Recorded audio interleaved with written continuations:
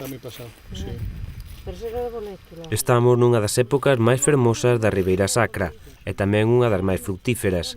Xa se rematou a vendima, estáse na recollida de castañas e noces e xa saíron os cogomelos, polo que comezan as xornadas micolóxicas de Chantada. Xa van pola 18ª edición e unha vez máis chegan da man da Asociación Micolóxica O Cogomelo. As actividades programadas son para todo o público, de acceso libre e gratuito. Vamos a empezar precisamente mañá sábado, cunha saída guiada, non? Quen queira apuntarse, a participación é libre, non fai falta tampouco inscripción previa. Vamos a sair aquí desde a Praza de Galicia ás 9 da mañá e, bueno, faremos un recorrido por os distintos hábitats da zona. Despois, durante todo o mes de novembro, todos os sábados, vamos ter saídas ás 9 da mañá, a xente que traiga a cestiña, que traiga unha navalla ou un coitelo, bueno, ganas de dar un paseo e recoller setas. Pero este ano hai máis novidades e tamén haberá tempo para probar este exquisito manxar. Vamos a ofrecer un pouco tamén de cociña, todo relacionado ca cociña das setas ten moito éxito e, bueno, con os establecementos da vila vamos a facer unha colaboración de servir un pincho tamén de setas, non? Unha pequena degustación. As datas, bueno, xa as comunicaremos máis adiante. Todo isto nun ano que está sendo moi bo para as setas, sobre todo para os boletos. Choveu o suficiente, o que facía falta, bueno, pois é un pouco de bon tempo, pero, bueno, eso é imprevisible, o sea que aquí en Galicia, na nosa zona, prácticamente temos garantizada a recollida de setas, non? Está sendo unha temporada moi boa, especialmente pos boletos, quizá a mellor non tan boa para champiñós e pazarrotas, que xa tiña que estar un pouco así poblado delas. As xornadas contarán cunha charla moi recomendada, xa que nela, para evitar problemas, aprenderase a distinguir entre as setas comestibles e as velenosas. Entre as que podemos comer está... A que máis se conoce en toda España é o níscalo, que é a Lactarios Deliciosos.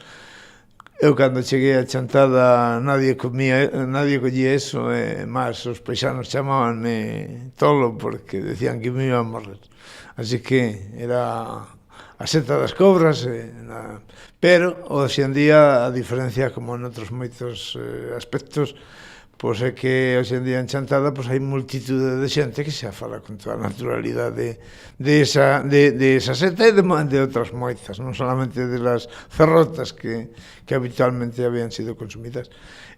Cuántas son comestibles? Moitas.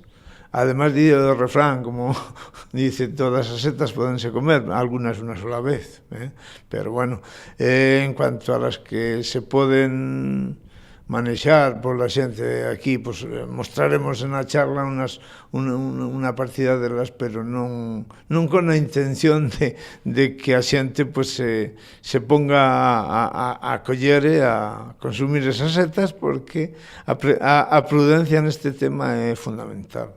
Xa escoitamos, a prudencia é fundamental e o ser moi atrevido pode levar a desgustos. No tema das setas, o atrevimento é mal conselleiro.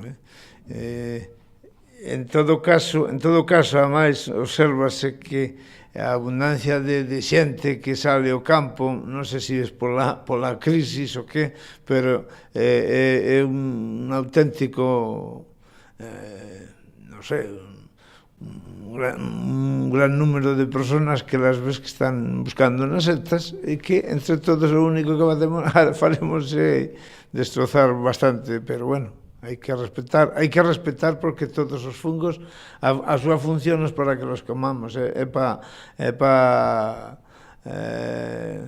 destruir a materia orgánica, é dicir, transformar a materia orgánica en todos os restos que quedan de follas, de ramas, pois, se non tuviéramos os fungos non poderíamos vivir, porque nos habrían tapado xa as follas, como podemos entender.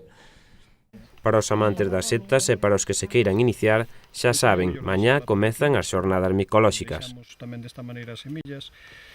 Ten a carne...